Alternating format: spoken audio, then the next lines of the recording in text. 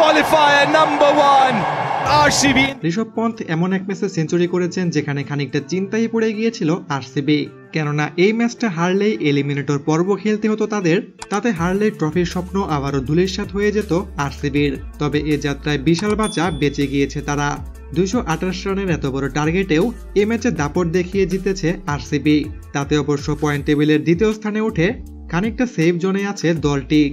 Mitchell মার্শের 67 রানের innings এবং ঋষভ পন্থের অপরাজিত 118 রানের ইনিংসে 228 রানের বিশাল এক টার্গেট দাঁড় করায় লখনৌ।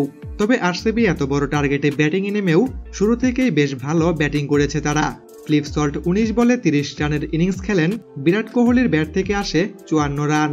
এরপর মায়াঙ্ক আগারওয়াল এবং জিতেশ শর্মা চমকপ্রদ এক ব্যাটিং করে। এই দুই ব্যাটসম্যানের বড় পার্টনারশিপের কারণেই শেষ দিকে খুব সহজেই ম্যাচটি জিতে যায় আরসিবি। পয়েন্ট টেবিলের দ্বিতীয় স্থানে ওঠায় প্রথম কোয়ালিফায়ার ম্যাচটিতে পাঞ্জাবের সাথে লড়াই করবে বেঙ্গালুরু।